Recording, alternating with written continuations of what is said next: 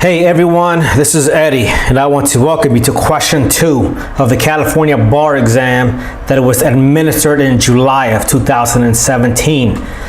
And let's go into the question. Before we go into the question though, I do want to say this, that we are in the area of client-lawyer confidentiality, and that encompasses the attorney-client privilege, the work product doctrine, and also the ethical standards. So in essence, we're dealing here with evidence, with civil procedure, and with professional responsibility.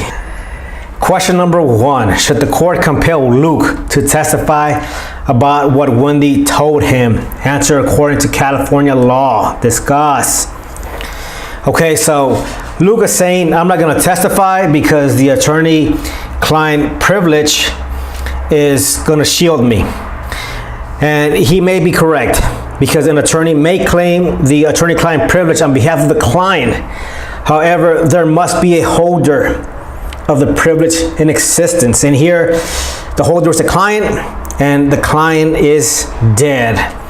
So there is going to be no attorney-client privilege there, subject to the discussion of the presence of a personal representative.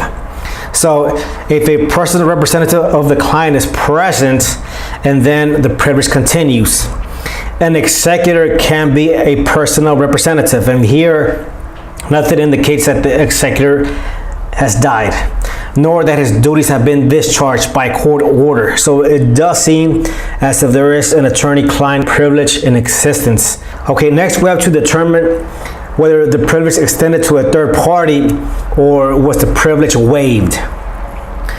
Now, the statements may be disclosed to a third party if there is some type of common interest. So the court is going to look at that. If there is no common interest, then the privilege is going to be waived.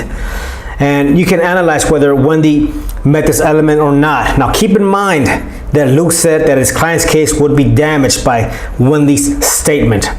So you have to make that determination, and that will determine whether Luke can testify or not. Now let's go on to the next question. Now notice that I did not mention any hearsay issues, and I will tell you why. Because the question stem does not say assume that all objections were timely made, nor does it say that the motions were timely made.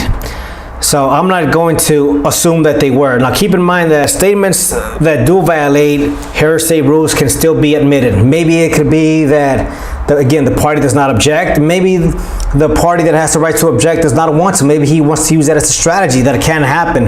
So I'm not going to assume anything. So that's why I did not discuss the hearsay issues. Now, 3 things that I do want you to keep in mind. That, again, that the examiners will use the curve grading system. So if you missed an issue, or even if you applied an incorrect law, don't freak out, because if your analysis was good, and I've seen that happen in some cases, that they'll still give you a passing score.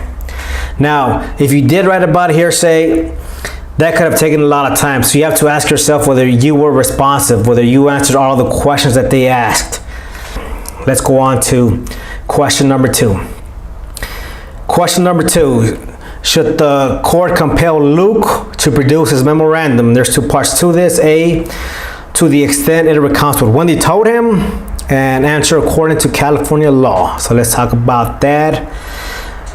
And you have the attorney work product doctrine, and I did a rule dump there.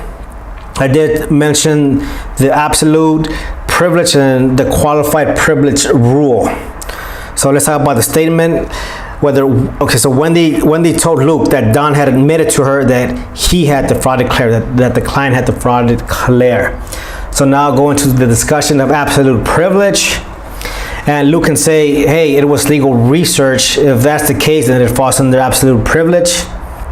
But on the other hand, it could also be an admission, and that's going to be outside of an impression or an opinion.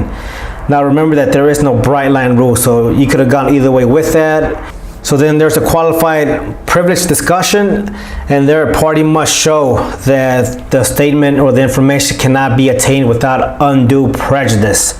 So you have to examine that. And now there I asked myself whether Wendy was available to be deposed, and she does seem available, so I'm not sure how that would fall under undue prejudice. So that's something he had to consider. Now let's go on to the next one, the next part of question number 2. Should the court compel Luke to produce his memorandum to the extent it expresses his belief that Wendy would be a good witness for Claire? Okay, again, discussing the California law. So again, I talked about absolute privilege there.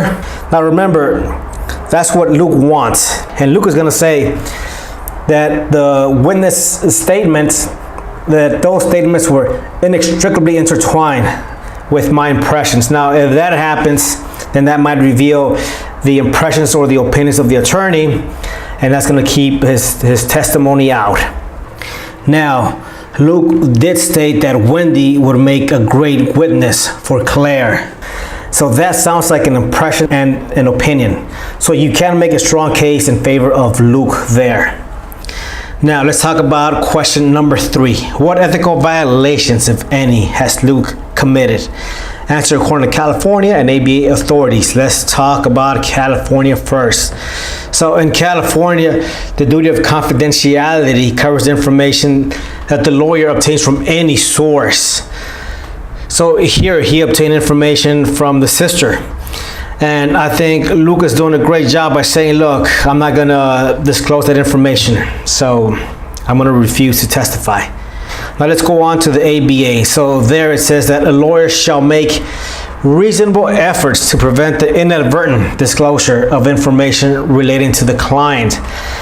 And I think Luke may get into some trouble there because I think his statement was inadvertent. So this question right here is pretty straightforward. Answer it and move on. So I hope this helped. Hope you passed. Until soon.